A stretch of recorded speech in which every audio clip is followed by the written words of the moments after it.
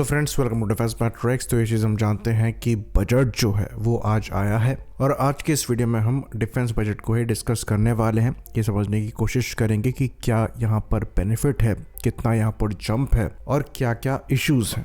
तो ये चीज़ हम आपको बता दें कि इस बार का जो डिफेंस बजट है ये 6.81 लाख करोड़ का है, जो कि पिछली बार के 6.2 लाख करोड़ से बड़ा है। तो इसमें से जो 4.88 लाख करोड़ है ये नॉर्मली फौज को चलाने के लिए है। वहीं पर कैपिटल एक्विजिशन या फिर एक्सपेंशन के लिए जो बजट है ये 1.92 लाख करोड़ है, जो कि पिछली बार 1.72 लाख करोड़ था, यानी कि करीबन 20,000 करोड़ यहाँ पर ये बड़ा है। बाकी इसमें 48,614 करोड़ जेट इंजन एक्विजिशन के लिए अलग किए गए हैं। यहाँ पर मेनली बात हो रही है जनरल इलेक्ट्रिक के F404 इंजन की डील की। वहीं पर 24,390 करोड़ जो है ये नेवल फ्लीट के लिए किए गए हैं। बाकी 63,099 करोड़ दूसरे इक्विपमेंट्स के लिए अलग रखा गया है।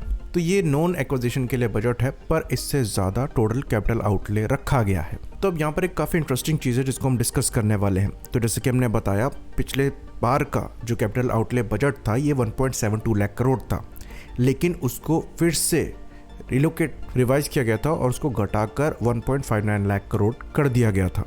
तो यहाँ पर 13,000 करोड़ जो हैं ये हम स्पेंड ही नहीं कर पाए थे, यानी कि ये एलोकेट किया गया था पर कोई प्रोक्योरमेंट हम कर ही नहीं पाए। और कुछ ऐसा ट्रेंड इस बार के बजट में भी देखने को मिल सकता है और ये पहली बार नहीं होगा कि जो कैपिटल आउटले रखा गया है उसको हम पूरी तरीके से यूटिलाइज नहीं कर पाए हैं। तो ये शोकेस करता है कि हमारी जो फंड स्पेंडिंग कैपेसिटी है वो कितनी इनएफिशिएंट है। और जबकि हम इक्विपमेंट्स को लेकर काफ़ी स्ट्रगल कर रहे हैं, आप आर्मी, नेवी या फिर एयरफोर्स की बात कर ले तो इनकी कई ऐसी रिक्वायरमेंट्स है जो कि दशकों से पेंडिंग है, लेकिन उसके बाद भी हर साल जो डिफेंस का कैपिटल आउटले है उसको रिवाइज करना पड़ता है और रिड्यूस करना पड़ता है, क्योंकि जो एलोकेटेड अमाउंट है उसको हम स्पेंड ही नहीं कर पाते हैं। तो जो कहा जाता है कि पैसा इशू नहीं है वो सच है। और जो परेशानी यहाँ पर है वो खाली आर्म्ड फोर्सेस के साथ नहीं है, पूरे सिस्टम की इनएफिशिएंसी है कि हम गिवन बजट को ही यूटिलाइज नहीं कर पा रहे हैं।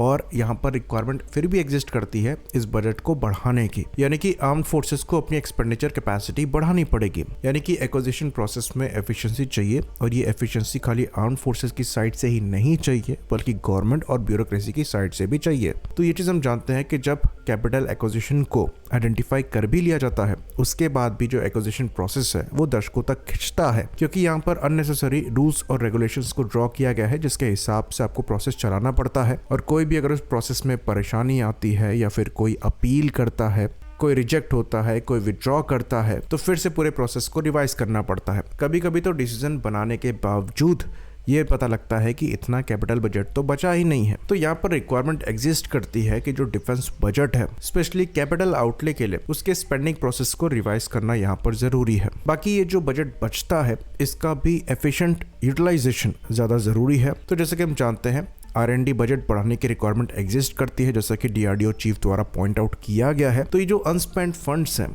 इनको डायरेक्ट किया जा सकता है R&D की डायरेक्शन में। तो हमें कम से कम 15% तक अपना R&D बजट बढ़ाना होगा। और इसी बजट में रिक्वायरमेंट एग्जिस्ट करती है कि कैपिटल एक्सपेंडिचर को कैलकुलेट करते हुए जो अनस्पेंड अमाउंट बच रही है उसको एफिशिएंटली R&D की तरफ चैनलाइज किया जाए, क्योंकि ये एक बहुत बड़ी परेशानी को इंडिकेट करता है। जिस हिसाब का हमारी आर्म्ड फोर्सेस का साइज है, रिक्वायरमेंट्स हैं और जिस हिसाब से हमारी कंट्री की जो इकोनॉमी है उसके हिसाब से जो बजट है ये कम है। और इस कम बजट को भी हम अगर यूटिलाइज नहीं कर पा रहे हैं और वो भी तब जब हमारी रिक्वायरमेंट्स डेकेड्स तक पेंडिंग पड़ी हुई हैं, तो एक बहुत बड़े ओवरहॉल की रिक्वायरमेंट यहाँ पर एग्जिस्ट करती है। जैसा कि सुब्रतो मुखर्जी सेमिनार के दौरान भी पॉइंट आउट किया गया था, हम जिस तरीके से RFI RFP रिलीज करते हैं ये एफिशिएंट नहीं है। यहाँ पर हम टाइम वेस्ट करते हैं और बजट का यूटिलाइजेशन प्रॉपर नहीं कर पाते हैं और जहां पर बजट एक्चुअल में जाना चाहिए वहां पर पहुंच नहीं पाता है। तो इस डिफेंस बजट में ये जो 13,000 करोड़ अनस्पेंड हुआ है ये बड़ा चर्चा का मुद्दा जरूर बना है, पर ये पहली बार नहीं होगा। इवन इसके भी अच्छे खासी पॉसिबिलिटी है कि इस बार भी कुछ अमाउंट में जो बजट है वो अनस्पेंड ही जाए, जबकि 20,000 करोड़ यहाँ पर कैपिटल एक्विजिशन के लिए बढ़ाए गए हैं।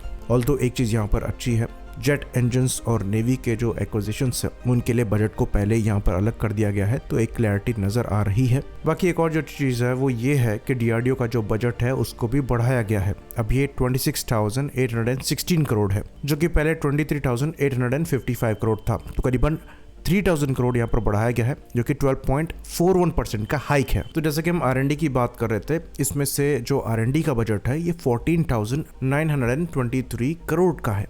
तो यहाँ पर एक्चुअल में पोटेंशियल एग्जिस्ट करता है कि इस बजट को दुगना बनाया जाए, और यही हमारा आर्ग्यूमेंट है कि अगर आपके पास डिफेंस बजट बढ़ ही रहा है तो उसको इस तरफ चैनलाइज किया जा सकता है। बाकी स्टार्टअप के लिए आईडेक्स प्रोग्राम के अंतर्गत 449.62 करोड़ को एलोकेट किया गया है। अगेन ये चीज भी बढ़ाई जा सकती है। तो ये आईडेक्स स्कीम के अंतर्गत पैसा जाएगा, और अभी तक आईडेक्स की जो परफॉर्मेंस है वो हमें पॉजिटिव दिखी है, तो यहाँ पर बजट डेफिनेटली बढ़ाया जा सकता है। तो ओवरऑल ये एक अच्छा बजट है, पर यहाँ पर एफिशिएंसी को बढ़ाने की रिक्वायरमेंट है। होपफुली इस बार का बजट पूरी तरीके से यूटिलाइज हो और जो रिक्वायरमेंट स्पेंडिंग है वो पूरी हो।